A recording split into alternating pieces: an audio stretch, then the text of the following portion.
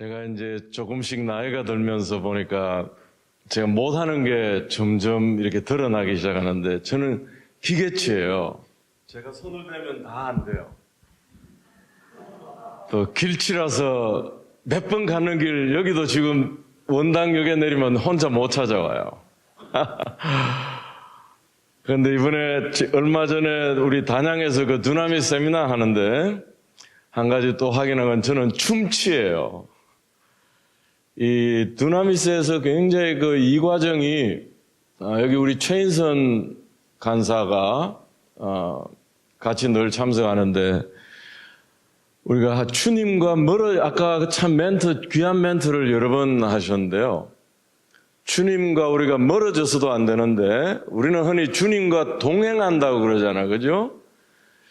근데 그 두나미스에서는 영어로 이런 표현을 잘 씁니다. Cooperate with the Holy Spirit. 성령님과 협력하는 삶. 근데 그것을 이분들은 댄싱에 비유를 해요. 성령님과 스텝을 밟으면서 춤을 추는. 꼭 그 주제는 벤 신부님이 강의를 하시는데요. 여기 이제 미국에 생활하다 오신 분은 미국 결혼식은 결혼식이 끝나면 신랑과 신부가 이렇게 볼륨 댄스를 해요. 그리고 신부와 아버지가 춤을 춰요. 그래서 그 사진을 벤 신부님은 아들이 둘이고 막내딸이 있는데 셋 다 이제 결혼식을 했어요. 그 막내딸 결혼식에 사위와 딸이 춤추는 사진하고 그 다음에 딸과 제가 보기에도 벤 신부님도 춤치 비슷해요. 근데 제가 이번에 배운 거는 그 결혼식에 춤을 추는 것은 어떤 사람은 실수해서 넘어지기도 해요. 근데 여기 포인트는 우리가 사랑하고 신뢰하고 순종하는 마음이 있으면 그 스텝에 맡길 수가 있다고. 그걸 우리 하나님 아버지와 우리와의 관계를 비유해서 우리가 어떻게 성령님과 스텝을 제가 왜 지금 이야기를 하는지 모르겠는데요. 저는 딸이 하나 있는데 한국에 그 풍습이 없어서 전 다행이에요. 우리는 그냥 자녀들이 큰절하고 끝나는데 미국에 있으면 춤을 춰야 돼요. 다 보는 앞에서. 근데 성령님과 스텝을 밟는 비밀은 다른 거 없어요. 춤을 잘 추는 게 중요한 게 아니고 사랑하고 신뢰하면서 몸을 맡기는 거라고. 그럴 때 같이 스텝으로 가는 거예요. 우리 하는 모든 사역이 참 저는 우리 이 교회 올 때마다 예배가 너무 좋습니다. 근데 드럼도 치고 키보드도 하고 찬양을 하면서 내가 하고 있습니까? 그분과 함께 스텝을 밟고 있습니까? 아마 이 말씀을 전하는 것도 마찬가지겠습니다만 저는 춤추임에도 불구하고 지금 성령님과 스텝을 밟아보려고 그럽니다. 그리고 하나님이 용기를 주시면 우리 딸이 결혼식 할 때 한번 스텝을 밟아볼까 망연된 상상을 해보고 있습니다. 다시 참 여러분 보게 되어서 너무 감사하고 저는 지난 한 1년 동안은 우리 아이가 초등학교 3학년 때 미국 가서 고1 때 한국에 돌아와서 이 문화 적응하는 게 이게 예사롭지 않구나. 저도 가만히 돌이켜보니까 문화 충격이 있었어요. 그런데 이 아이는 초등학교 3학년에 한국 아이가 거의 없는 학교예요. 거기서 고1까지 하나님 은혜로 아주 잘 다녔어요. 그러다 갑자기 한국에 나와서 지금 여기서 사춘기를 겪으면서 이렇게 다행히 예수원에서 시작한 그 생명의 학교라고 대안학교가 있어서 아주 가족적인 분위기에서 지금 온누리교회 비전센터에서 지금 우리 40일 기도하는 이 팀이에요. 마크조 그 코나 동부가 DTS 저는 그 간사로 섬겼습니다. 그 팀이 지금 미니 DTS에 생명학교 교사 학생 전체가 들어가서 탈북 세트민 대안학교 학생들과 연합 제자훈련학교를 지금 하고 있습니다. 그 1년 동안 이 아이가 이렇게 이 문화에 잘 들어갈 수 있도록 돕느라고 서울을 거의 못 올라왔어요. 근데 이번에 우리 손 목사님 카톡 메시지를 받을 때 하나님이 이렇게, 어제 한 목사님이 그런 말을 했는데, 하나님 우리를 소집하는, 그리고 떠날 때 벤 신부님이 강하게 이렇게 확인을 줘서 어제 우리가 참 좋은 모임을 저쪽 방에서 했습니다. 지금 우리가 이렇게 40일 특별 중보기도를 할 만큼 지금 굉장히 중요한 시즌이라고 생각합니다. 평창올림픽 이후로 지금 일어나는, 아마 어쩌면 촛불 집회 이후로 저는 지금 한국의 뉴스는 어떤 드라마하고 비교할 수 없는 드라마틱한 지금 사건들이 연속적으로 일어나는 시즌 속에 있습니다. 이런 시즌 속에 하나님은 과연 우리 한국 교회와 한국 크리스찬들에게 무엇을 요구하시는지, 저는 그 중에 하나를 손 목사님이 캐치하셨다고 믿어요. 우리가 지난번 두나미스 세미나 마지막 날이 남북 정상회담하는 날이었습니다. 거의 목사님들도 세미나 강의보다도 그 남북 정상회담에 마음이 가 있는 걸 알게 되었어요. 저도 돌아오자마자 이렇게 보면서 굉장히 놀라기도 하고, 지금 진행형이죠. 앞으로 북미 회담이 어디서 어떤 형태로 거기서 결정되는 거에 어떤 면에서 우리 한민족의 운명을 결정합니다. 한반도 평화체제로 갈 것인지 또 다른 위기로 갈 것인지. 근데 사실은 한민족의 운명의 키는 트럼프 대통령이 가지고 있는 것이라고 믿지 않습니다. 이것은 하나님이 가지고 있고, 이 키를 움직이는, 이 열쇠를 움직이는 것은 우리 성도들의 기도라고 믿고 있습니다. 이 예배와 함께 기도를 통해서 이 민족의 방향이 결정된다고 믿고, 그 중에 하나의 중요한 키워드는 연합입니다. 어제 우리가 이렇게 오후 3시부터 숙소로 돌아가니까 거의 12시가 가까이 됐어요. 여러 가지 이야기를 들었는데 반복되는 용어는 두 단어였습니다. 다음 세대와 연합에 대한 이야기였고, 저는 이것이 지금 우리 시대에 하나님이 주시는 키워드라고 생각합니다. 지금 다음 세대는 엄청난 기회와 함께 설명할 수 없는 위기 가운데 있습니다. 그런가 하면 이것이 지금 우리 한국 교회뿐만 아니고 세계 교회 로잔 선교 대회의 중요한 이슈 중에 하나가 다음 세대였습니다. 넥스트 제너레이션은 미국에서도 어느 교회나 가든지 이야기하고 있는데, 제가 최근에 지금 캠퍼스 상황은 캠퍼스의 복음화율이 최근, 이건 직접 통계 자료에서 나온 이야기입니다. 4%입니다.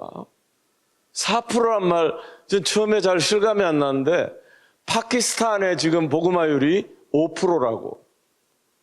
불과 얼마 전에 파키스탄 목사님 두 분이 예손을 방문하고 벤 신부님 계시는 삼수령 센터를 방문해서 복음화율이 5%라는 말이, 그 말은 이슬람이 90% 이상이에요.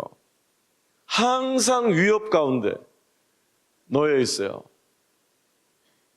그런데 파키스탄의 복음화율보다 지금 현재 캠퍼스의 복음화율, 청년들의 복음화율이 더 낮고, 제가 손 목사님으로부터 들은 이야기는 지금 청소년들 복음화율은 아마 3, 4%. 그냥 하나님을 안 믿는 것이 아니고 하나님을 대적하는 가치관과 세계관 물결 속에 이 아이들이 있습니다. 근데 지금 오늘 제가 나누려고 하는 주제는, 다음 세대는 또 다른 기회가 있고 또 다른 전문가들이 있다고 생각을 하고요. 어제 저는 하루 종일 손 목사님 카톡 메시지를 받은 이후로 또 남북 정상회담 그 생방송을 본 이후로 계속 제 머릿속에는 이 연합에 대한, 우리 한국 사람은 아마 전 세계적으로 분열의 은사가 있는 민족입니다. 기름 부으심이 있는 민족입니다.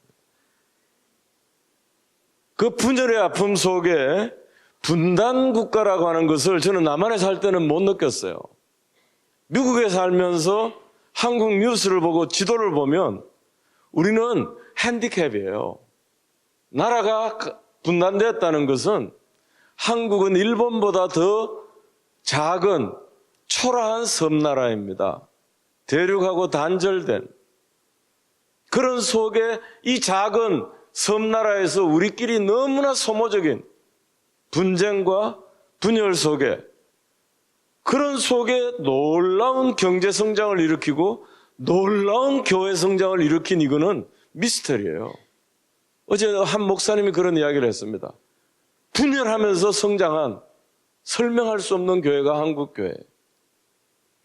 그런데 저는 어제도 회의를 마칠 때쯤 들은 이야기인데, 어쩌면 우리 한민족에 주어진 데스티니는, 한민족에게 하나님이 주신 부르심과 기름 부으심은 연합에 대한 부르심입니다. 이거는 이때까지 교회 역사에서 볼 수 없는 그 연합을, 그 부담을, 영적 부담을 강하게 우리 선 목사님이 가지신 것에 대해서 저는 굉장히 감사하고 있습니다. 그리고 벤 신부님은 어제 그 모임을 제가 통화하면서 너무 놀랐어요. 굉장히 중요하게 생각을 하고 있고, 사실 이 연합에 대한 우리가 다 아는 게더링이나 또 콜 투 올과 같은 그 목적은 연합에 대한 것입니다. 여러 가지 움직임이 있지만 하나님이 지금 이 파도를 지금 움직이기 시작했다고 생각합니다. 여기에 우리 한국 교회와 디아스포라 한인, 한민족을 통한 코리안 연합의 한 모델을 지금 하나님이 준비하고 계시지 않은가, 감히 저는 그런 어제 느낌을 받았습니다. 그런 속에 어제 우리 손 목사님이 요한복음 17장에 예수님의 제사장 기도에 대한 굉장히 강한 말씀을 하셨는데, 저는 그 말씀과 함께 계속 제 머릿속에는 사도행전 15장의 예루살렘 회의에 대한, 초대교회 공동체가 어떻게 결정했고 하나님은 이것을 어떻게 하나님의 경륜으로, 그 사도행전 15장은 두고두고 묵상할, 저는 사도행전의 가장 중요한 챕터 중에 하나라고 생각을 합니다. 여기에는 예루살렘 교회와 안디옥 교회, 예루살렘 교회의 기둥인 베드로와 요한, 야고보와 안디옥 교회의 기둥인 그 리더십이 여러 명이 있어요. 13장에 이름이 나오는데 기둥은 바나바와 바울입니다. 이 사람들은 충분히 분열할 모든 조건을 갖추고 있었습니다. 예루살렘은 히브리파 유대인, 본토 유대인 배경이고 할례 받은 유대인을 선교하는 부르심입니다. 갈라디아서 2장은 이거에 대해서 이야기하고 있습니다. 안디옥 교회 바나바와 바울은 배경이 12제자와는 전혀 다른 사람들입니다. 이 사람 디아스포라, 우리로 말하면 교포 유대인들입니다. 헬라어에 익숙한, 그리고 사실 이들은 무할례자, 이방인의 사도로 부르심을 받은, 그리고 큰 그 할례 문제로 큰 위기가 오고 격렬한 논쟁 가운데 소집된 회의가 예루살렘 회의였습니다. 그리고 성령님은 놀랍게 이들을 연합시켰습니다. 이후에 우리 교회 역사에는 굉장히 고통스러운 분열의 역사가 우리 세계 교회 역사에도 몇 차례 그 분열의 역사가 있었지만, 사도행전에는 하나님이 친히 개입하셔서 그 연합을 이루는 놀라운 일을 볼 수 있습니다. 사도행전 15장을 다 같이 한번 보겠습니다.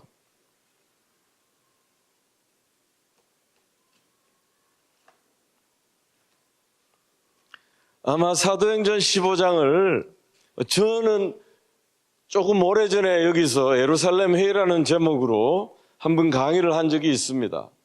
이 내용은 지금 하나님이 연합의 파도를 움직이기 시작하는 이 시즌에 깊이 묵상하면서 읽어보시기 바랍니다. 제가 시간을 줄이기 위해서 가능하면 나중에 전체 보시기 바랍니다. 이 예루살렘 교회와 안디옥 교회는 연합되었지만 후반부에 보면 바울과 바나바가 나뉘어지는 사건이 나와요. 근데 사실 이들은 나중에 화해합니다. 근데 나중에 이 15장 전체를 꼭 보시기를 바라는데 지금은 1절부터 5절까지 먼저 보고 그 다음 22절부터 35절까지 한번 교독해 보겠습니다. 먼저 1절부터 5절까지 제가 1절을 읽고 2절을 다 같이 읽는 식으로 한번 보겠습니다. 천천히 뜻을 생각하면서 읽겠습니다.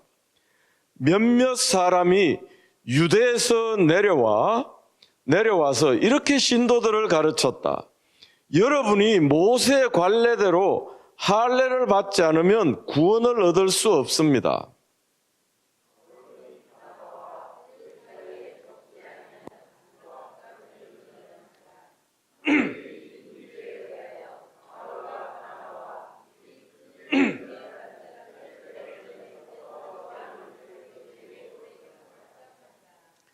그들은 교회의 전송을 받고 떠나서 페니키아와 사마리아를 거쳐가면서 이방 사람들이 회개한 일을 이야기하였다.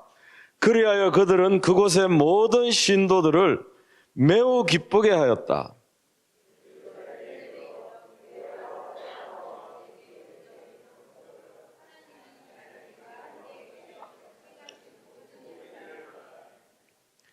그런데 바리새파에 속하였다가 신도가 된 사람 몇이 일어나서 이방 사람들에게도 할례를 행하고 모세의 율법을 지키도록 명하여야 합니다 하고 말하였다. 자, 여기까지 하고 6절부터 11절을 보면 베드로가 간증합니다. 고넬료 집에 갔을 때 어떤 일이 있었는지 그것을 간증합니다. 이방인들에게 성령이 부어진 사건을 또 자기가 본 환상에 대한 간증을 했습니다. 그 다음에 12절 이하에는 바나바와 바울이 그 간증에 이어서 자기들의 1차 선교 여행 때 이방인들이 어떻게 주님께로 돌아왔고 놀라운 표적과 기사를 통해서 하나님이 역사하셨는지 이것을 선교 보고를 합니다.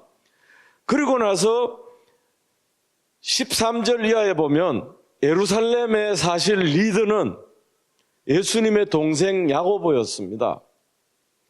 거의 대부분 예수님 12제자들은 베드로와 요한도 예루살렘 교회 기둥이라고 갈라디아서에서 소개하고 있지만 사실 그 당시에 교회 사도들의 움직임을 보면 목회하는 것이 아니었어요.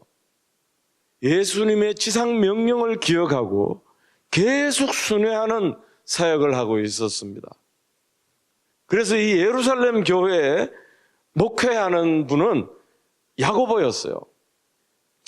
야고보가 일어나서 바나바와 바울의 선교 보고와 베드로의 그 간증을 종합해서 말씀을 인용합니다. 이것이 아모스서 9장 11절 12절의 말씀을 이게 우리가 하나님의 뜻을 분별하는 아주 클래식한 이 본보기입니다.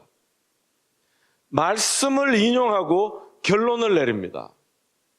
그리고 이방인들에게 이 바리새파 배경의 성도들이 주장하는 이방인들도 신자가 되기 위해서는 할례를 받고 유대인처럼 모세의 율법을 지켜야지 구원을 받는다는 것이 아니라고 결론을 내립니다. 우리도 매지 못한 무거운 멍에를 그들에게 요구하지 말자. 굉장히 중요한 이방인 선교의 획을 긋는 중요한 결정을 이때 내립니다. 세 가지 외에는 여기 20절에 나오죠. 우상에게 바친 더러운 음식과 음행과 목매어 죽인 것과 피를 멀리하라고 하는 것, 이거 외에는 아무것도 요구하지 않겠다. 그 결론을 내리고 온 교회가 만장일치로 이것을 받아들입니다. 그 다음에 이것을 대표를 뽑아서 안디옥 교회 편지와 함께 보내는 내용이 22절부터 35절에 있습니다. 초대교회 성령이 충만할 때, 아마 마지막 때 하나님은 세계적인 차원에서 이와 같은 일을 저는 이룰 거라고 믿고 그 움직임이 시작되었습니다. 그건 좀 이따 제가 강의하면서 설명하겠습니다. 22절부터 다시 한번 35절까지 교독해 보겠습니다. 제가 22절 읽겠습니다.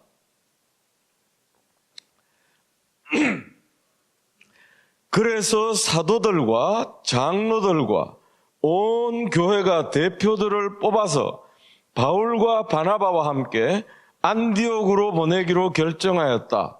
그래서 대표로 뽑힌 사람은 신도들 가운데 지도자인 리더들 중에 바사바라고 하는 유다와 실라였다.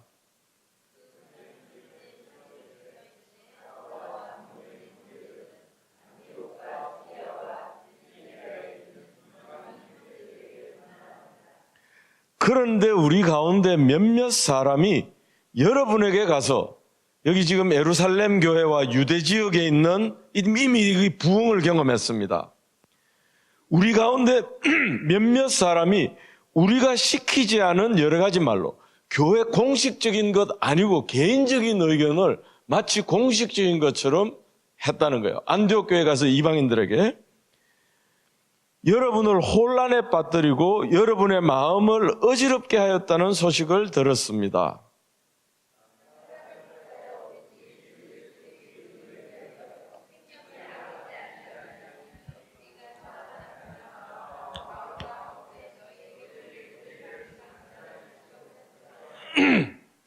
바나바와 바울은 우리 주 예수 그리스도의 이름을 위해서 자기 목숨을 내놓은 사람들입니다. 27절 읽으십시오.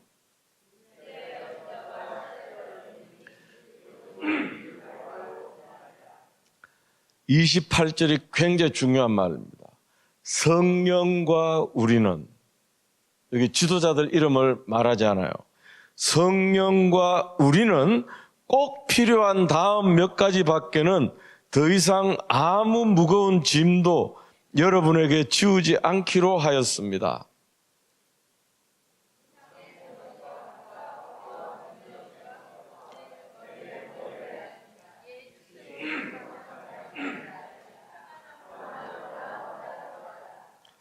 그들은 전송을 받고 안디옥에 내려가서 회중을 다 모아놓고 그 편지를 전하여 주었다.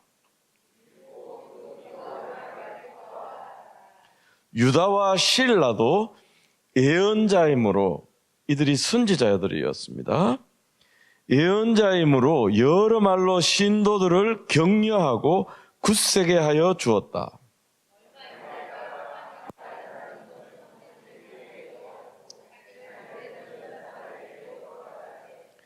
그러나 바울과 바나바는 안디옥에 머물러 있으면서 다른 여러 사람과 함께 주님의 말씀을 가르치고 전하였다. 여기까지입니다. 제 목소리가 지금 좀 이상하죠, 그죠? 제가 목감기와 함께 인후염이 와서 완전히 소리가 나오지 않았어요. 지금 두나미스 하고도 한동안 쉬고 지금 처음 이렇게 강의를 합니다. 여기 이 사도행전 15장을 자세히 보시면 초대교회가 한 공동체로서 어떻게 결정했는지 이 과정을, 이 프로세스를 잘 눈여겨보시기 바랍니다. 오늘날 현대 우리 교회하고는, 제가 이 두나미스를 하면서 제도권 교회에 있는 목사님들의 관행이라 할까, 또 지금 태백에서도 제가 지금 주로 목회자들하고 기도회도 하고 교제를 하면서 사도행전에 나오는 교회의 모습과 지금 우리가 얼마나 큰 갭이 있는지 느낄 때가 굉장히 많습니다. 공동체가 어떻게 결정했는지, 저는 교회는 하나님의 가족으로서의 공동체입니다. 그 다음에 이 결정하는 과정에 하나님이 얼마나 전략적으로 일하고 있으신지, 전 사도행전을 보면서 요즘 이런 걸 많이 느낍니다. 요즘 제가 어제 회의 때 그 말을 했는데요, 이 단어가 제 머리에 많이 떠올라요. 이사야서 여러분이 안 보셔도 됩니다. 이사야서 11장에 보면, 이사야서 11장 1절 2절에 보면 이런 구절이 나와요. 이새 줄기에서 한 싹이 나며 그 뿌리에서 한 가지가 자라서 열매를 맺는다. 여기 한 가지는 히브리 말로 나짜르라고 합니다. 여기 나사렛이 여기서 나온 말입니다. 예수님을 나사렛 예수라고 하는 말이 이 예언의 성취입니다. 그런데 2절에 주님의 영이 메시아인 그에게 내려오시는데 지혜와 총명의 영, Spirit of Wisdom and Understanding. 그 다음에 뭐라고 하냐면, 나는 이 번역 단어 좋아하지 않습니다. 모략과 권능의 영. 여기 모략으로 번역이 되어 있는 게 Spirit of Counsel and Strength 이렇게 나옵니다. 그 다음에 지식과 주님을 경외하게 하는 영, Knowledge and Fearing God, Spirit of Fearing God 이렇게 나와요. 여기 Counsel이라고 하는 말, 이 말이 성경에 몇 번 나와요. 이게 경륜이라고도 번역이 됩니다. 전략 혹은 책략, 이것을 모략이라고 번역했어요. 한 아기가 태어났는데 그 어깨에 정사를 메었다. 그 이름을 여기도 보면 기묘자여 모사라, 그 말 기억하시죠? 성탄절 때 이 단어, 이 구절 많이 합니다. 여기 Wonderful Counselor, 이걸 모사라고 하는 말 어감이 별로 좋지 않습니다. 보혜사 성령님을 카운셀러라고 합니다.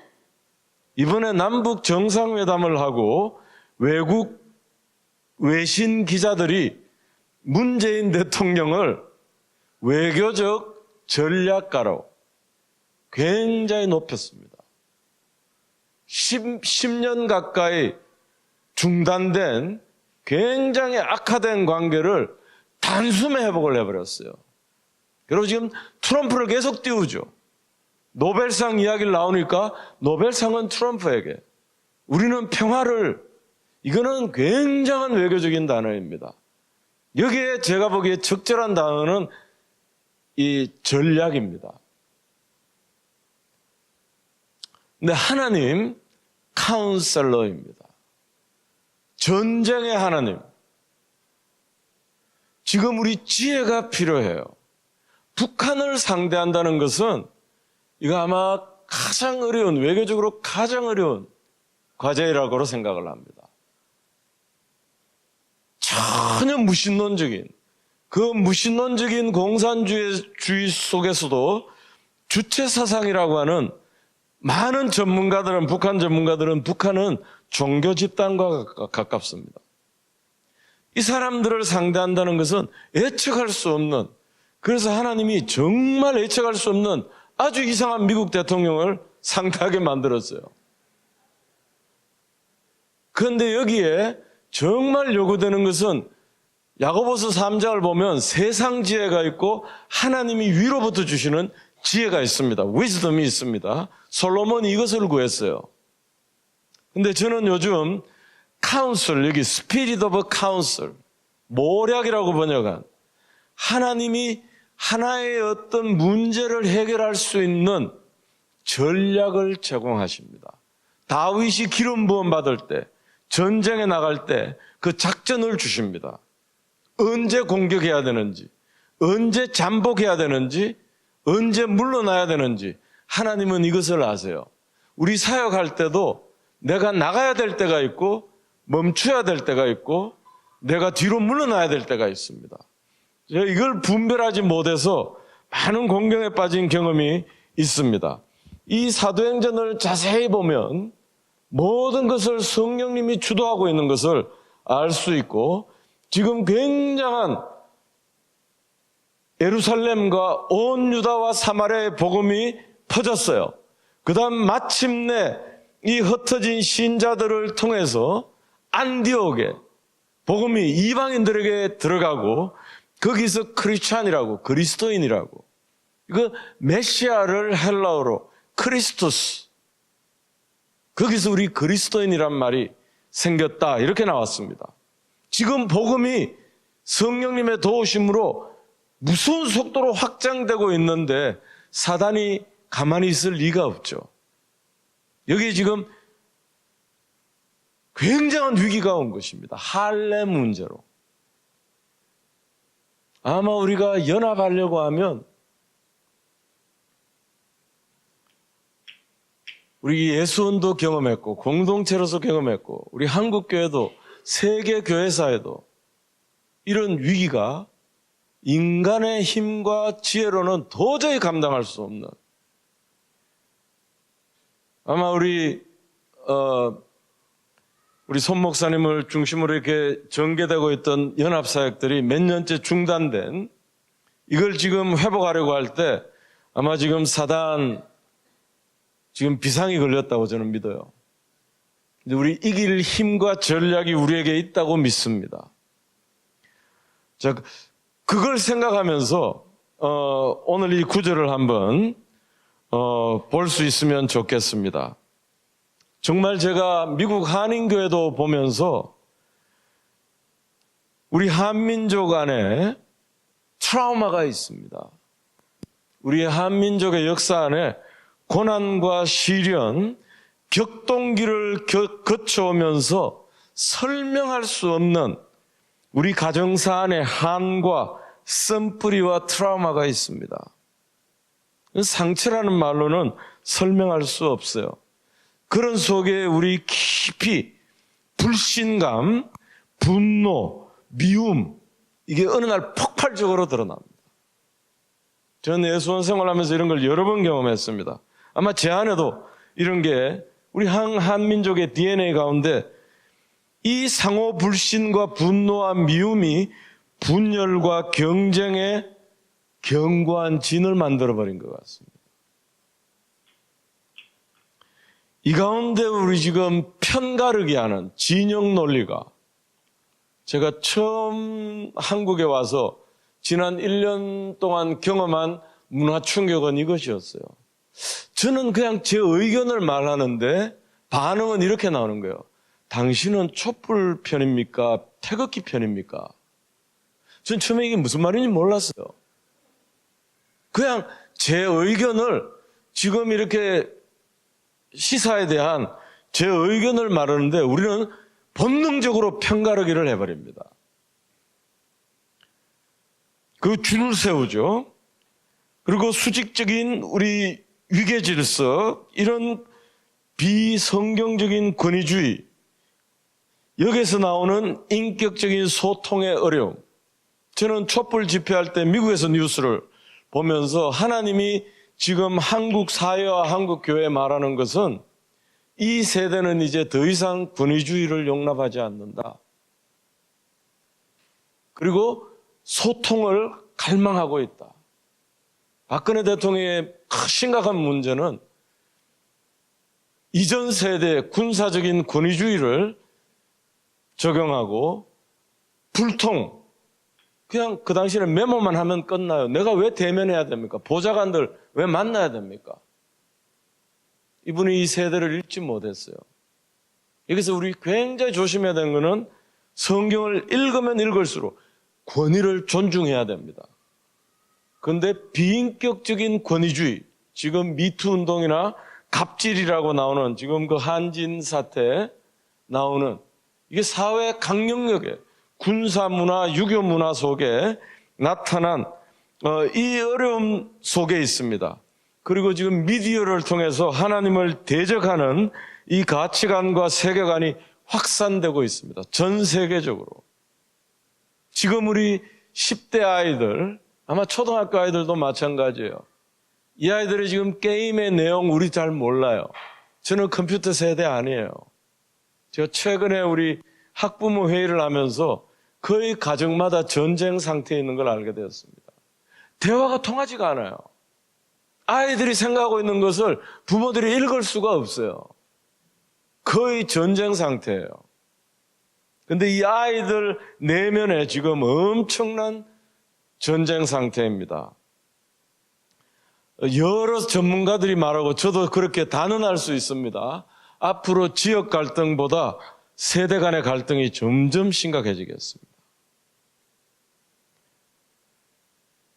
이런 가치관과 세계관에 지금 전쟁 가운데 우리 다음 세대가 놓여져 있습니다. 이런 속에 지금 우리가 이 분열의 가능성은 점점 앞으로 심화되겠습니다.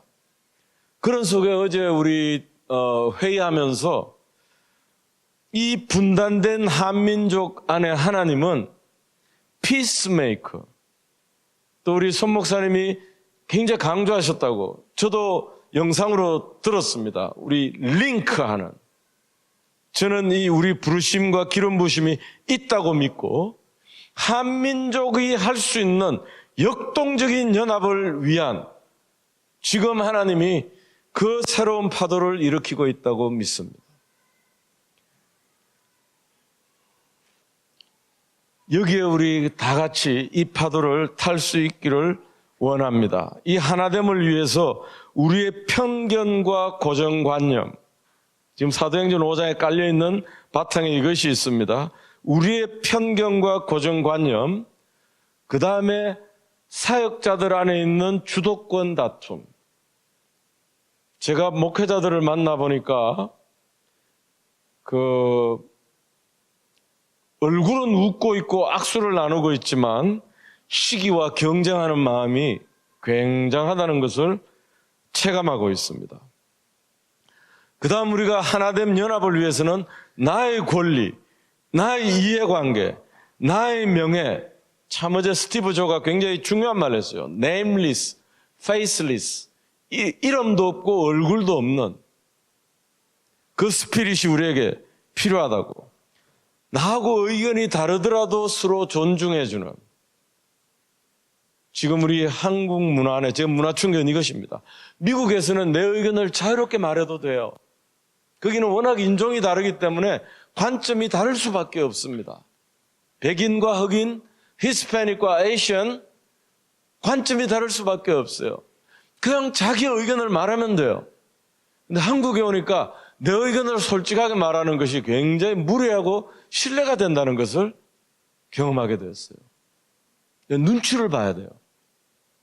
상황을 파악해야 돼요. 서로 의견이 다르더라도 우리는 인정해주고 존중해줄 수 있는 것이 필요합니다.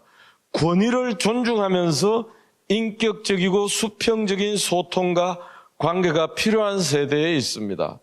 이거에 대해서 우리 사도행전 15장은 많은 것을 말해줍니다. 이 모든 것을 가능하게 하는 것은 육적인 나로서는 불가능한 것입니다. 나는 끊임없이 내 이해관계에 집착합니다. 나는 끊임없이 내 중심으로 생각합니다. 내가 공동생활하면서 내린 결론이 그것입니다. 예수원이라는 공동생활하지만 내가 얼마나 무섭게 이기적인 존재인지 우리 그거 인정하고 성령님께 의지하지 않으면, 성령님과 스텝을 밟지 않으면 연합이라는 것은 애당초 불가능한 이야기입니다. 하나의 이상일 뿐입니다. 우리 예수님의 제자들, 초대교회 성도들의 차이점은 이것입니다. 십자가 앞에 완전히 산산조각 났습니다. 완전히 문자 그대로 영적으로 죽은 상태입니다. 부활의 주님을 만나고 오순절 성령을 받은 다음에, 우리 아까 여기 예루살렘 교회에서 바나바와 바울을 그렇게 소개했잖아요. 26절에, 15장 26절에 바나바와 바울은 우리 주 예수 그리스도의 이름을 위해서, 우리 주 예수 그리스도의 이름을 위해서 자기 목숨을 내놓은 사람입니다. 여러분, 그렇게 소개받을 수 있습니까? 제가 이 구절을 읽으면서, 오늘 다시 읽으면서, 어제 한 목사님, 교포이죠? 그분이 이런 말을 해요. 나는 과연 연합을 위해서 내 목숨을 내어놓을 수 있을까? 자신이 없다는 거예요. 그러면서 굉장히 도발적으로, 손 목사님은 그럴 수 있으십니까? 손 목사님 단호하게 말했어요. 나는 연합을 위해서 내 목숨을 내놓기로 결정했습니다. 이거 우리 도삼양 사모님하고 상의하시고 결정하셨는지 모르겠어요.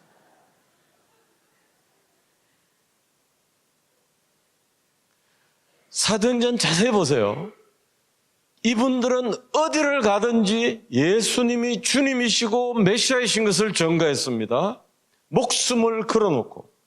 그것은 그 당시에 죽는 것을 의미했습니다. 로마 시스템과 유대교 시스템의 정면 충돌하는 것이었습니다.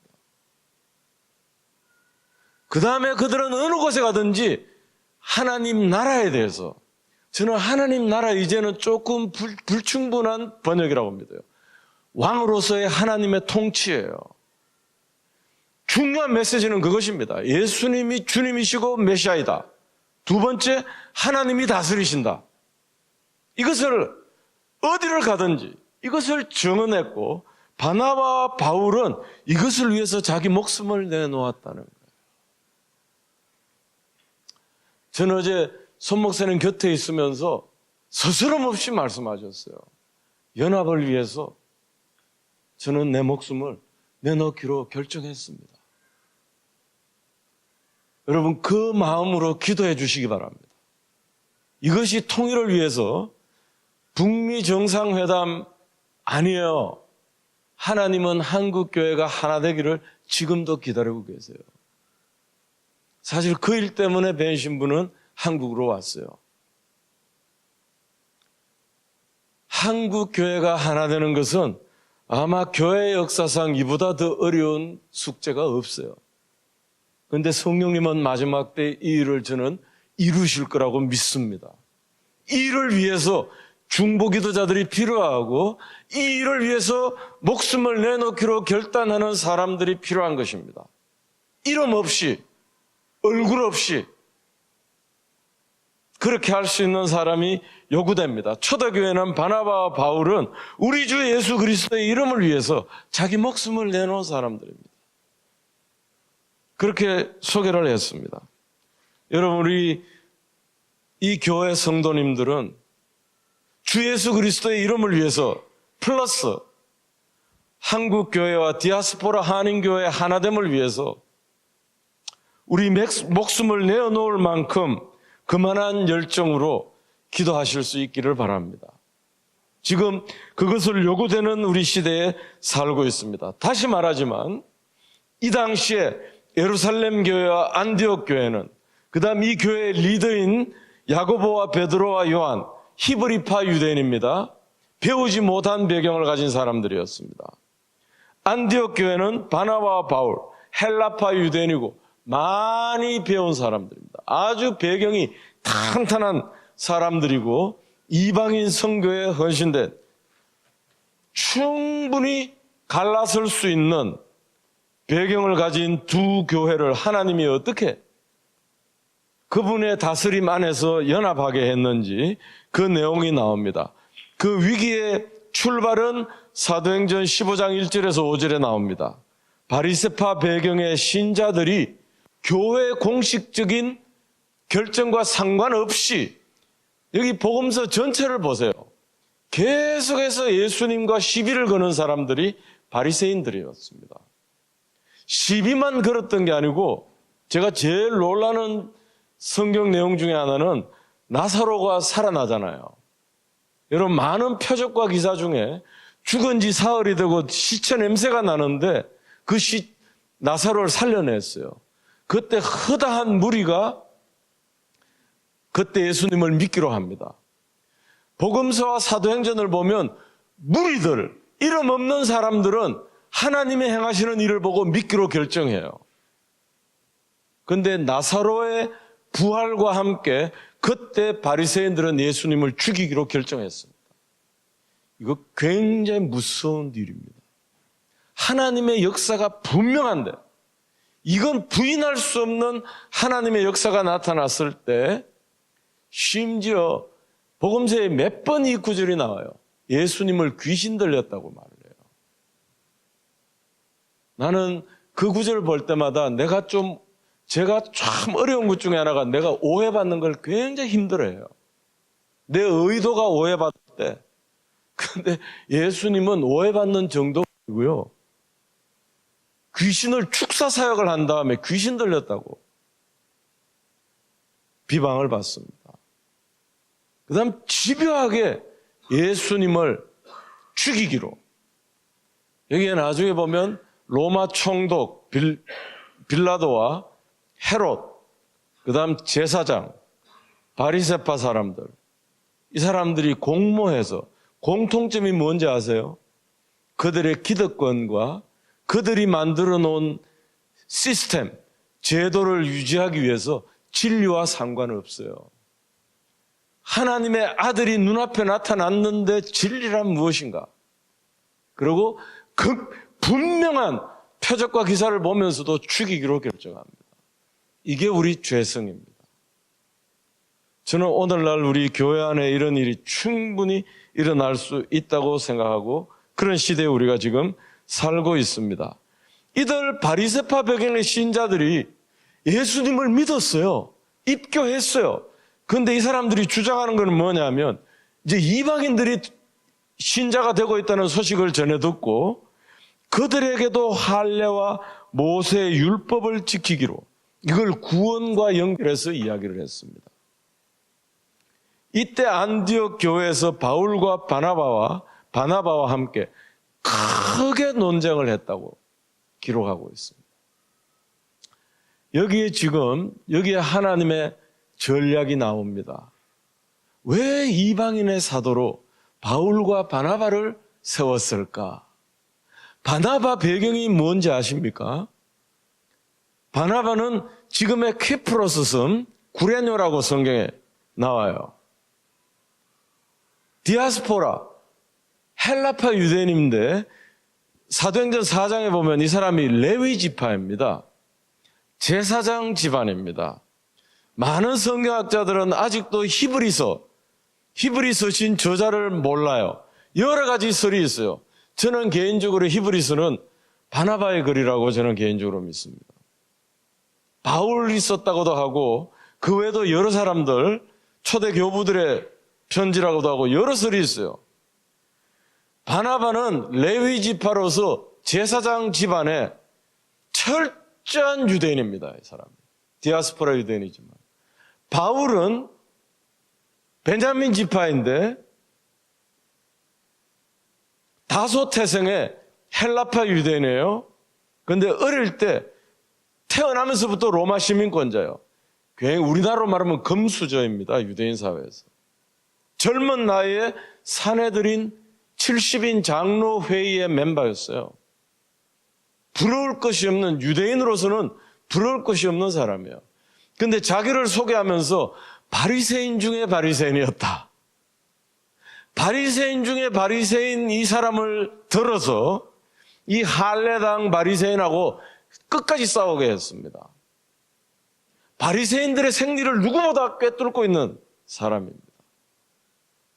이방인의 사도로 제사장 배경에 있는 바나바를 안디옥 교회에 세우시고 바리새인 중에 바리새인인 바울을 들어서 이미 이런 위기가 올 것을 주님이 예견하고 있었습니다. 이방인들에게 할례를 요구하고 모세의 율법을 지키도록. 지금도 이스라엘에 가면 초정통파, 소위 말하는 정통파 유대인들이 바리새인들이하고는 똑같아요. 지금도. 얼마나 율법을 지키는지 지금도 그런 모습을 볼 수 있습니다. 이게 몸에 젖어 있었던 사람이 바울입니다. 그래서 이 문제가 나오자마자 빨간불이라는 것을 알고 바나바와 바울이 여기에 정면으로 맞서고, 갈라디아서에는 이 할례당이라고 하는 것을 굉장히 험한 말로 공격합니다. 개 같은 무리들이다, 이렇게 말하고 있습니다. 왜? 바울은 그 바리새인으로서 예수님을 대적했거든요. 그러다가 하나님의 은혜로 부활의 예수님을 만나고 삶이 완전히 바뀐 사람이었기 때문에 이 바리새인들이 중심에 무엇을 생각하는 것을 꿰뚫고 있었습니다. 그리고 이것이 안디옥 교회, 지금 이방인 선교가 하나님이 파도를 일으키고 있는데 얼마나 이게 거센 공격인 것을 간파했던 것입니다. 크게 논쟁을 하는데 이것을 그 당시에 해결하려면 그 당시에 교회 중심은 예루살렘 교회였습니다. 예루살렘에 이것을 공인을 받기 위해서 바울과 바나바와 안디옥 교회 대표 몇 사람이 예루살렘으로 가는 것입니다. 그러면서 가는 도중에 이방인들이 어떻게 주님께로 돌아왔는지 1차 선교 여행의 그 결과를 보고할 때 온 교회가 기뻐했습니다. 이방인들이 복음에 반응을 하고 주님께로 돌아오는 것을 기뻐하는데, 기뻐하지 않은 사람들이 바리새파 배경의 사람들입니다.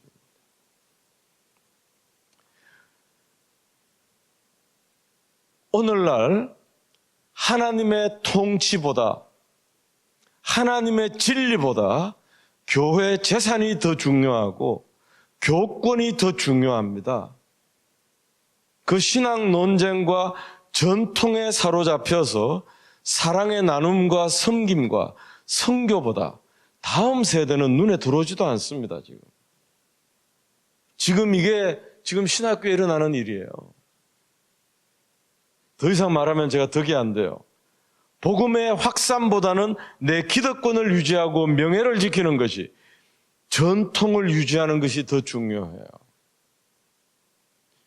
지금 우리 한국교회도 이 문제가 있습니다. 이들에게 다음 세대나 연합이라고 하는 것은 굉장히 사치스러운, 굉장히 비현실적인 이슈예요. 이 크지 않은 교회에서 어제 거의 하루 종일 이것을 다루고 있는 것은, 이 사회는 주목하고 있지 않지만 하나님은 지금 굉장히 주목하고 있습니다. 여러분 지금 이 교회에서 예배드리는 것에 대해서 굉장히 자랑스러워 하시기 바랍니다. 바울과 바나바는 이 이슈를 가지고 지금 예루살렘 교회로 갔습니다. 그 교회로 갔을 때에도 다시 바리새파 배경의 사람들이 이 문제를 다시 일으킵니다. 이방인들이 교회로 들어오려면 5절에 나오죠. 할례를 받고 모세 율법을 지켜야 된다고. 그리고 6절에 보니까 사도들과 장로들이 이 문제를 다루기 위해서 소집되었습니다. 많은 논쟁을 했습니다. 이게 예루살렘 교회나 유대 지역에서는, 예루살렘에는 그때까지 성전이 있었습니다. 성전 제사가 있었습니다. 이 문제가 굉장히 큰 이슈인데 결정적인 역할을 하는 것이 베드로가 일어나서 간증을 합니다. 여기에도 하나님의 경륜과 전략이 나타납니다. 분명히 이방인의 사도는 바울을, 사도행전 9장에 바울이 다메섹 도상에서 예수님을 만나는 사건이에요. 그런데 바로 다음 사건 10장에 베드로와 고넬료 사건이 나와요. 바나바는 주님을 만나고 성령 세례를 받고 주님을 전가하려고 하니까 유대인이 그들을 죽이려고 합니다. 여러분, 초대교회는 복음을 전가한다는 것은 생명을 내놓는 일이에요. 바울은 여러 번 죽을 위험을 받아요. 우리가 아는 것처럼 광주리에 매달아서 보냈습니다. 지금 이슬람권에, 지금 미전도 종족의 복음을 전가하는 것은 제가 파키스탄 목사님한테 생생하게 들었어요. 맞아 죽어요. 전 영상으로 그 영상 보고 얼마나 충격받았는지 몰라요. 지금 인도 힌두권 지역에 복음을 전하다가 몽둥이로 맞아 죽습니다. 지금 순교하는 숫자가 굉장히 많습니다. 우리 이렇게 편하게 앉아서 예배드리고 기도하고 우리가 지금 얼마나 놀라운 은혜 속에 있는지 우리 잊어버려요. 근데 초대교회에 복음을, 예수님을 주라고 하는 것은 목숨을 내놓는 것이었다, 이런 말입니다. 바울을 죽이려고 하니까 피난시켰어요. 피하게 했어요. 그러고 10장에 베드로 사건이 나옵니다. 보면 애니아와 도르가라고 하는 여자를 살려내요. 그리고 욥바의 피장이 집 시몬, 이것도 초대교회에 굉장히 놀라운 일입니다. 제가 참 이렇게 서울에 올라올 때마다 저를 너무 좋은 숙소에 이렇게, 또 어떨 땐 제가 지방에 사역을 가면 호텔을 잡아줘요. 근데 그 당시에 성령의 기름 부으심이 충만했던 베드로가 죽은 도르가를 살려내고 몇 년 동안 중풍병 걸린 애니아를 고쳤어요. 그 다음 숙소 어디서 잤냐면 욥바의 피장이 집 시몬이라고 이렇게 사도행전 말해요. 피장이가 뭐냐고 하면 가죽 무두질하는, 그 당시에 유대 사회의 가장 최하층입니다. 가죽 무두질하는 그 냄새가, 악취가 너무 심해서 갈릴리 어부들보다 한 단계, 갈릴리 어부들도 하층 민들이에요. 그보다 더 밑바닥 사람들이에요. 그 피장이 집 시몬의 집에 베드로가 머무는 중에 기도 시간이 되어서 지붕 위에 올라갔다가 환상을 본 사건입니다. 우리가 이 내용은 알죠. 3번이 환상을 봅니다. 성경이 금지하는 음식을 주님이 먹으라고, 집어 먹으라고 그래요. 그때 베드로가 나는 속된 것을 먹지 않습니다. 여러분, 지금도 이슬람 사람들은 할랄 음식, 우리 중보기도 제목으로 많이 나왔죠, 그죠? 유대인은 지금도 코셔라고 그래서 랍비가 도장을 찍은 음식만 먹습니다. 레위기에 나오는 하나님이 먹도록 한 정결한 음식만 먹습니다. 아마 거기에 부정한 음식들이 보자기에 쌓인 채로 내려와고 하나님이 집어먹으라 했어요. 바울이 베드로가 주여 저는 속된 것을, 부정한 것을 먹지 않습니다. 그건 유대인으로서 당연히 할 말을 하는데 그게 굉장히 놀라운 하나님의 음성을 듣습니다. 내가 거룩하게 한 것을, 내가 정결하게 한 것을 네가 속되다고, 부정하다고 말하지 말라. 이게 3번 보이고, 그 다음 고넬료가 보낸 사람이 와요. 그때까지 예루살렘에 부흥이 일어나고 온 유다와 사마리아에 부흥이 일어났지만 예루살렘 사도들은 이방인들에게 복음을 전하지 않았습니다. 왜? 이방인들에게 구원은 없다고 믿었기 때문에. 할례 받지 못한 부정한 저 사람들은 지옥의 불쏘시개들이다. 이게 바리새인들의, 이방인들에 대한 관점이에요. 이게 일반 유대인들의 관점입니다. 이 틀을, 이 세계관을 하나님이 직접 깨버린 거예요. 그리고 고넬료가 그냥 이방인이 아니고 우리가 일제시대 때 말하면 일본군 장교가 부르는 것이에요. 그래서 베드로가 6명을 대동하고 갑니다. 이게 예루살렘 교회에서 11장에 보면 큰 소동이 일어나요. 어떻게 이방인과 교제했느냐고. 근데 하나님이 문을 여셨다. 더 놀란 건 뭐냐면 고넬료가 집에 가니까 가족과 친척들을 모아놨어요. 그 다음에 백부장인 고넬료가 무릎을 꿇고 굉장히 겸손하고, 사도행전 10장에 보면 그가 하나님을 경외했다고 나옵니다. 무릎을 꿇고 베드로를 맞이해서 하나님이 당신을 통해서 행하신 일은 무엇이나 말씀하십시오. 베드로가 말씀하는 도중에 성령이 임해버렸습니다. 그들이 방언을 하고 예언을 할 때 베드로가 놀라면서 우리에게 행하신 동일한 역사가 이들에게 임했으니 물로 세례 주는 것을 금할 수 없다. 이것을 여기 오늘 15장에는 8절을 한번 보세요. 15장 8절에 사람의 마음속을 아시는 하나님께서는 우리에게 주신 것과 같이 그들에게도 성령을 주셔서, 이 로마인들에게 그들에게도 성령을 주셔서 그들을 인정해 주셨습니다. 여러분, 성령이 역사하셨다는 말은 사도 바울은 다른 서신서에서 인을 치셨다 이렇게 말합니다. 인을 치셨다는 말은 우리 식으로 말하면 인감 도장을 찍어서 하나님의 소유된 백성이라는 확인입니다. 저 로마인 이방인들에게 우리에게 동일한 성령을 주셔서 그들을 받아주셨다 이 말입니다. 이것을 우리가 어떻게 부인할 수 있습니까? 이 고넬료 집에 있는 사람들을 할례 받지 않았어요. 모세 율법을 몰라요. 그걸 지키도록 내가 요구한 것도 없고 그저 나는 간증을 하는 도중에 성령이 임했어요. 나는 내 마음으로 아직도 의문이 있는데 경계심이 있는데 하나님이 그들에게 물붓듯이 성령을 부어주셔서 그 이방인들을 인정해 주시고 수용하는데 우리가 어떻게 막을 수 있습니까? 지금 이 말입니다. 얼마나 자기의 의견을 내려놓고 성령님의 스텝을 따라가는지 보여주는 내용입니다. 이게 사실 여러분 쉽지 않습니다. 우리 삶 가운데.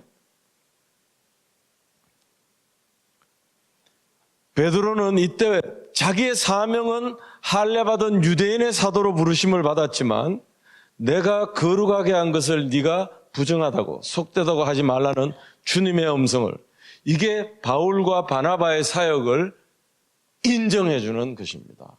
이때 베드로의 영적 권위는 대단했습니다. 자, 이 간증을 듣고 그러고 나서 9절 이하에 굉장히 은혜로운 메시지입니다. 베드로가 한 말은 하나님께서는 그들의 믿음을 보셔서, 고넬료 집에 모인 사람들의 믿음을 보셔서 그들의 마음을 깨끗하게 하시고 우리와 그들 사이에 아무런 차별을 두지 않았습니다. 바울은 나중에 유대인과 이방인 사이에 있는 벽을 십자가로 허물었다고 이야기해요. 제가 이제 알게 된 것은 십자가 안에 어떤 차별도 없습니다. 바울 서신에 거듭거듭 강조합니다. 유대인이나 헬라인이나 남자나 여자나 종이나 자유자나. 근데 우리 교회사에 보면 자꾸 차별을 만들어요. 저는 개인적으로, 아주 지극히 개인적인 말이지만 다음 모임에, 어제 모임에 좀 자매님 어제 2명만 있었는데 한 10명이 더 왔으면 좋겠어요. 또 교포들이 나중에 더 성숙한 모임이 되면 아마 외국인들도, 그리스도 안에 우리는 다 가족입니다.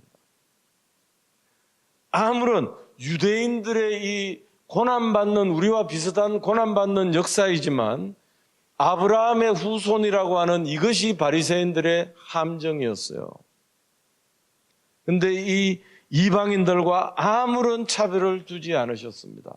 아버지의 마음속에 처음부터 차별과 벽이 없었습니다. 우리 육적인 인간은 자꾸 벽을 만들고 차별을 만들어요. 그러면서 자기의 존귀함을 나타내려고 하는 것입니다. 10절에 그런데 지금 여러분은 왜 우리 조상들이나 우리도 감당할 수 없었던 율법의 멍에를 제자들의 목에 메워서 하나님을 시험합니까? 우리가 주 예수의 은혜로 구원을 얻고 그들도 꼭 마찬가지로 주 예수의 은혜로, 어제 우리 손 목사님 이것을 긍휼이라는 단어를 쓰셨어요. 주 예수의 은혜로 구원을 얻었다고 우리는 믿습니다. 그러자 온 회중이 조용해졌어요. 베드로의 간증에 영적 무게가 있었습니다. 그리고 그들은 그 다음에 바나바와 바울은, 이때까지는 영적 권위는 베드로와 바나바와 바울은 비교할 수 없어요. 바나바와 바울이 하나님께서 자기들을 통하여 이방인 사람들 가운데 행하신 온갖 표적과 놀라운 일, 그건 뭐냐면 그들의 1차 선거여행 가운데 귀신이 나가고 병자들이 나음을 입고 성령이 이들에게 부어진 그것에 대한 보고. 이 말은 다시 말하면 하나님이 이들을 인정하시고 받으셨다는 것을 바나바와 바울을 통해서 다시 보고했습니다. 그 다음에 바나바와 바울이 말을 마친 뒤에 야고보가 일어났습니다. 이 예루살렘 교회의 기둥이었죠. 형제 여러분, 내 말을 들어보시오. 13절에 하나님께서 이방 사람들을 돌아보셔서 그들 가운데 자기 이름을 위해서 처음으로 한 백성을 택하신 경위를, 로마 백부장 고넬료 집 사람들을 택하신 경위를 시몬 베드로를 이렇게 말한 것이에요. 본명이에요. 시몬이 이야기하였습니다. 예언자들의 말도 성경 말씀도 이것을 뒷받침해 주십니다. 예언서에 이렇게 기록되어 있습니다. 이게 아모스서 9장 11절 12절 말씀으로 확증한 것입니다.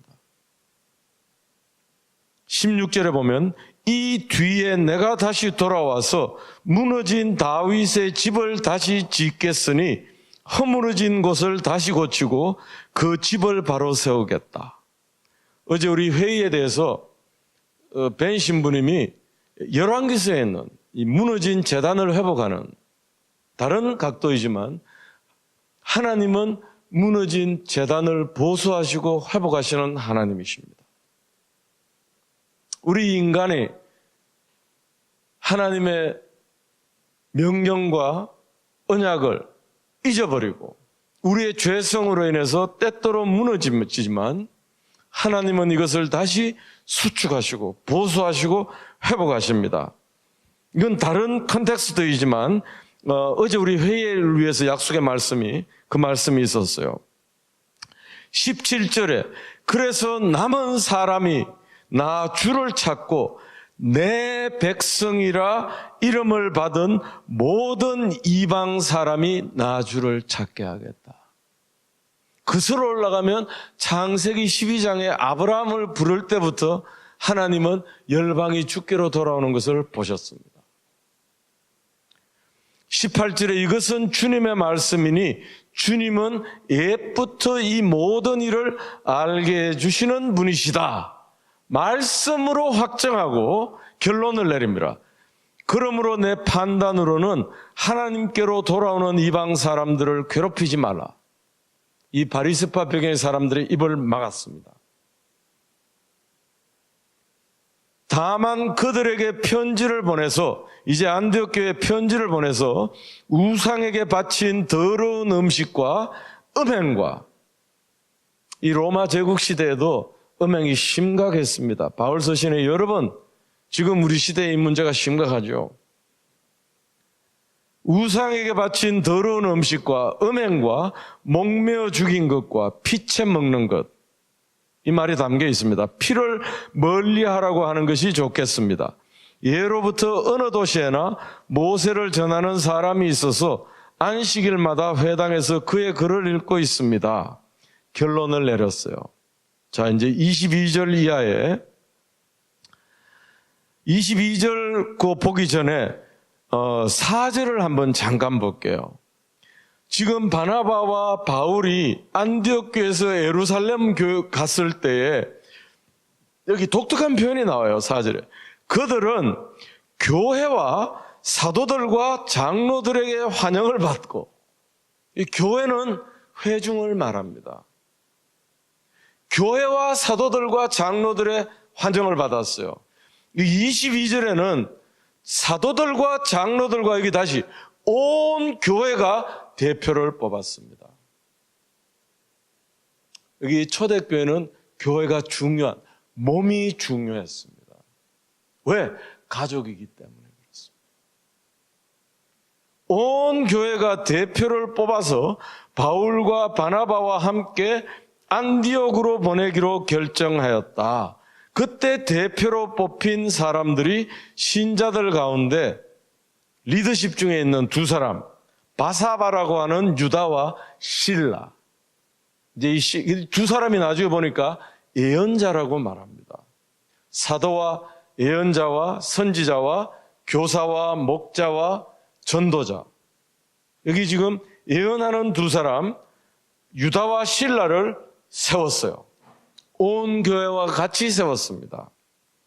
그리고 이들을 예루살렘 교회 대표로 안디옥으로 보내는 것입니다. 그 다음 23절도 여기 초대교회 특징이 곳곳에 숨어져 있습니다. 23절에 그들은 이 사람들 편에 아래와 같은 내용의 예루살렘 교회 편지를 써 보냈습니다. 이게 뭐라고 나오느냐면 형제들인 우리 사도들과 장로들은 사도와 장로, 예루살렘 교회 사도와 장로들이 안디옥 이방인 형제들에게 형제인 우리가 형제적인 관계입니다. 이게 지금 로마 바티칸 같은 수직 구조는 초대교회에 없어요. 이때가 예루살렘 교회가 요즘으로 로마 가톨릭으로 말하면 바티칸 같은 역할을 하는 것이에요. 예루살렘 교회는. 그런데 사도와 장로들이 아주 자연스럽게 겸손하게 형제인 우리는 안디옥과 시리아와 길리기아의 이방인 교우 여러분에게 문안합니다. 초대교회 특징은 형제적인 관계입니다. 그런데 우리 가운데 몇몇 사람이 여러분에게 가서 우리가 시키지 않은 여러 가지 말로 여러분을 이방인들을 혼란에 빠뜨렸다는 소식을 들었습니다. 그래서 우리는 몇 사람을 뽑아서 사랑하는 바나바와 바울과 함께 여러분에게 보내기로 만장일치로 온 교회가 결정했습니다. 이 굉장히 중요한, 지금 이 할례 문제는 굉장히, 이건 사단이 이 신자들을 통해서 나온 이슈였고 온 교회가 여기에 대응했습니다. 이후에 우리 로마 기독교 공인된 이후에 에베소 종교회의, 니케아 종교회의 하고 얼마나 다른지 알 수 있는 일이에요. 이게 주도하는 분은 성령님이세요.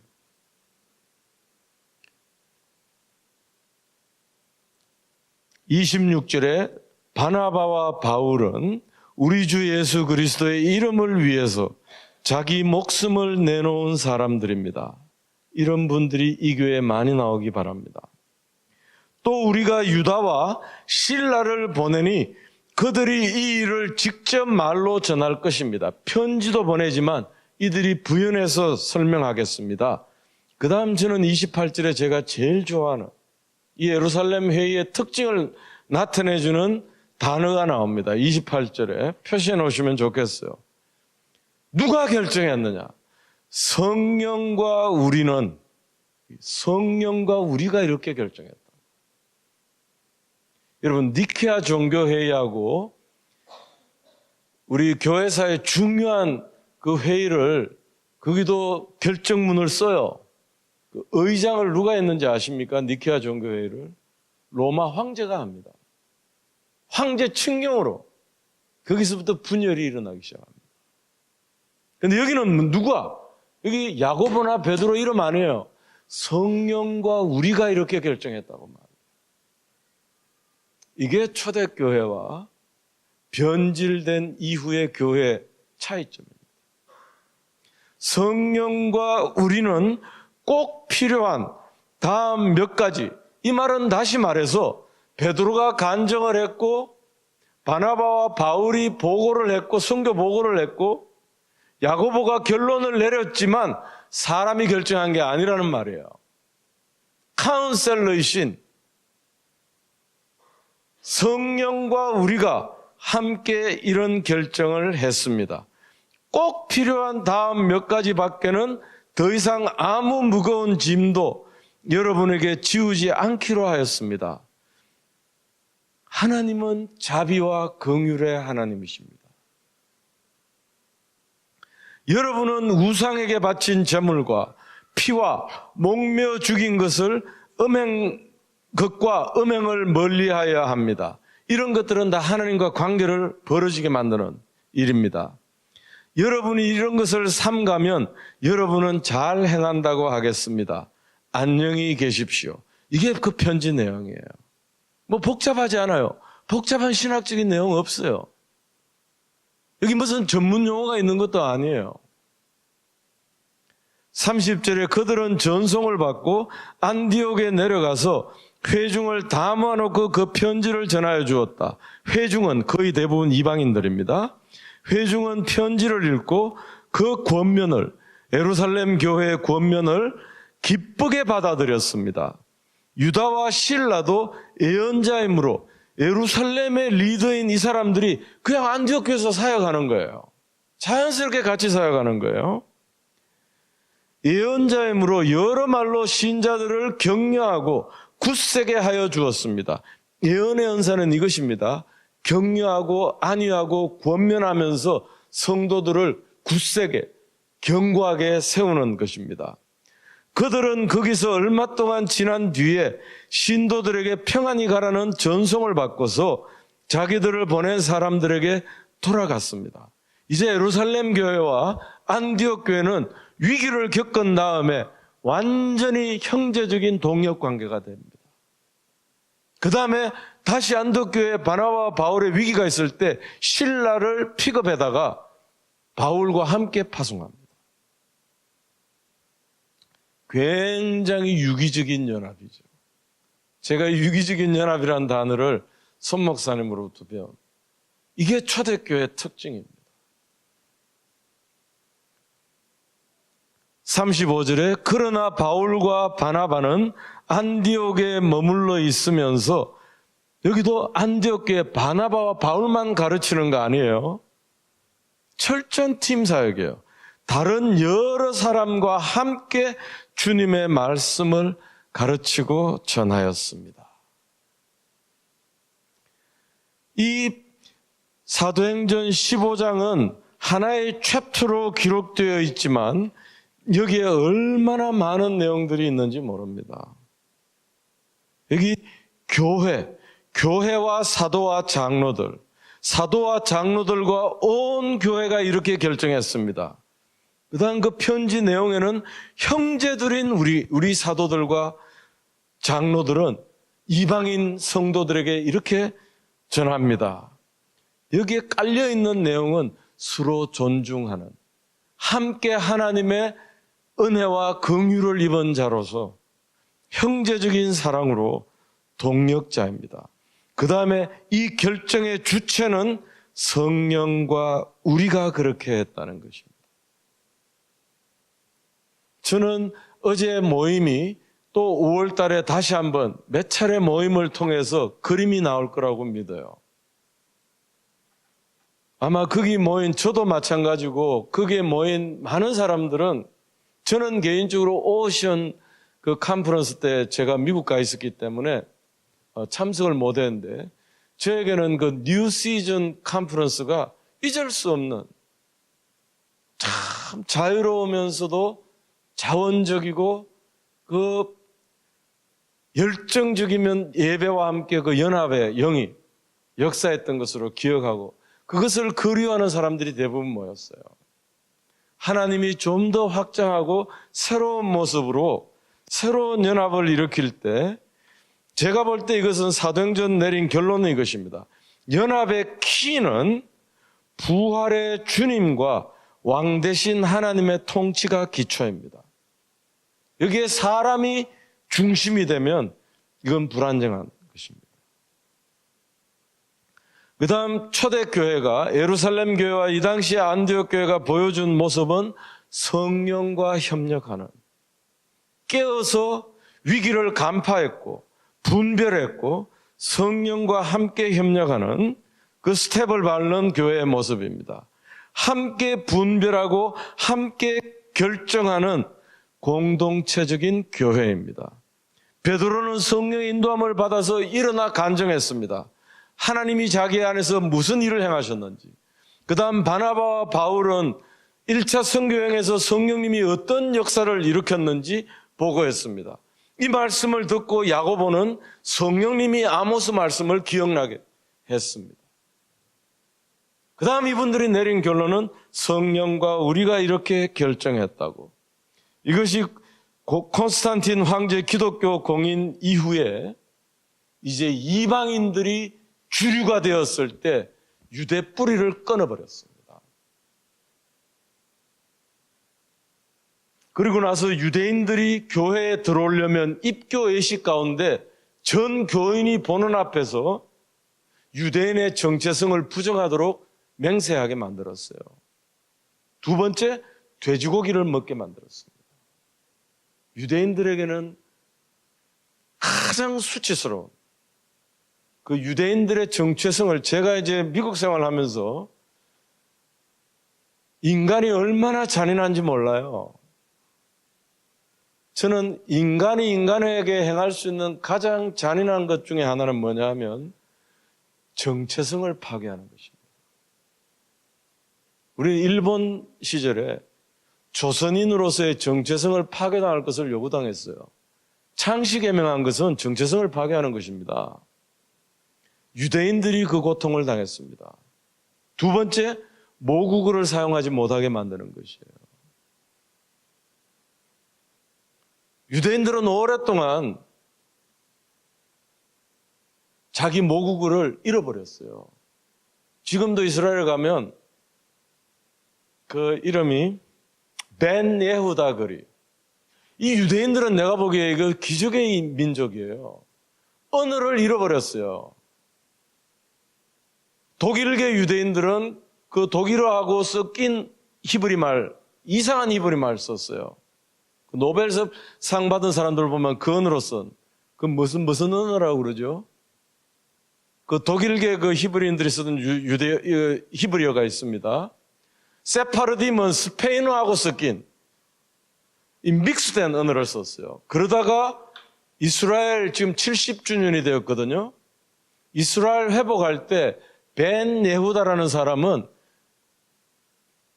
현대 히브리 언어를 만들어냈어요.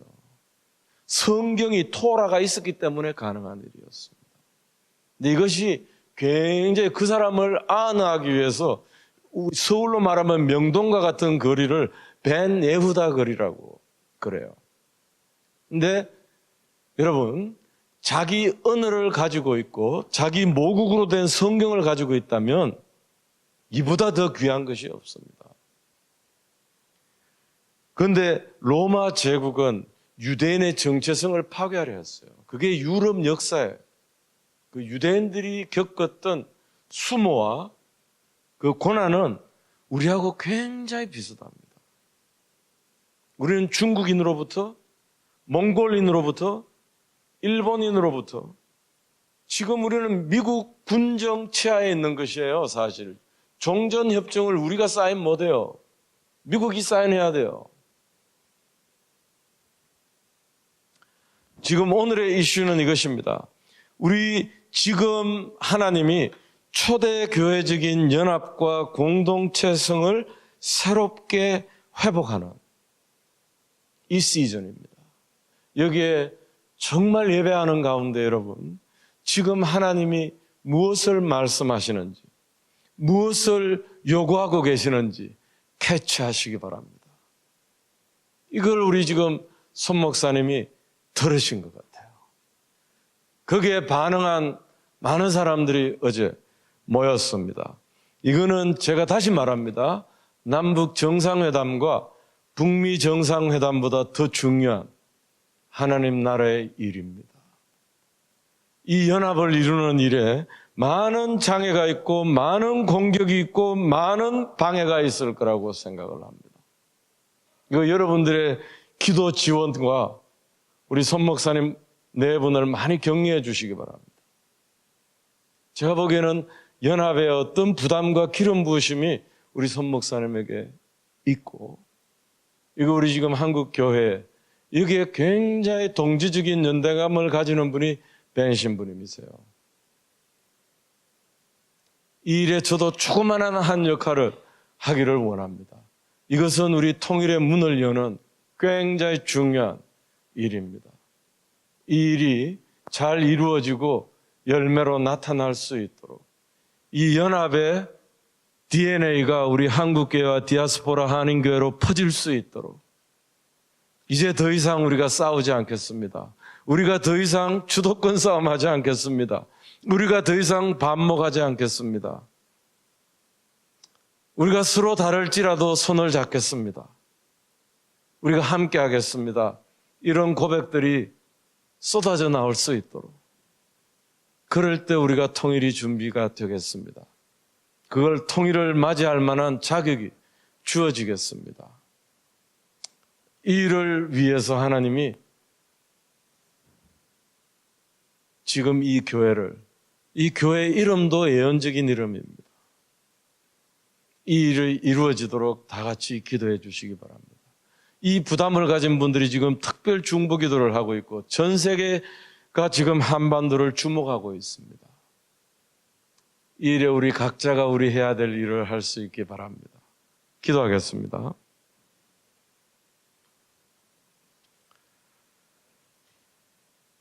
주님, 우리 무감각한 우리를 깨워주시기 바랍니다. 우리의 필요가 많고 우리의 관심사가 많은데 지금 하나님 아버지의 마음이 어디에 있는지 그 세미한 음성을 듣게 하시고 그 하나님의 스텝에 우리를 내어 던질 수 있도록, 맡길 수 있도록 은혜를 베풀어 주시옵소서. 우리 한민족에게 연합은 거의 불가능한 것처럼 보여지는 미션입니다. 주님만이 하실 수 있습니다. 주님의 긍휼과 자비와 은혜만이 하실 수 있습니다. 하나님, 이 자리에 있는 한 분 한 분을 들으셔서 우리 모두 예배드리며 기도할 수 있습니다. 하나님의 이 일에, 이 귀한 사역에, 하나님이 움직이기 시작한 이 파도에 우리가 함께 탈 수 있도록 은혜를 베풀어 주시옵소서. 예수님의 이름으로 기도하옵나이다. 아멘.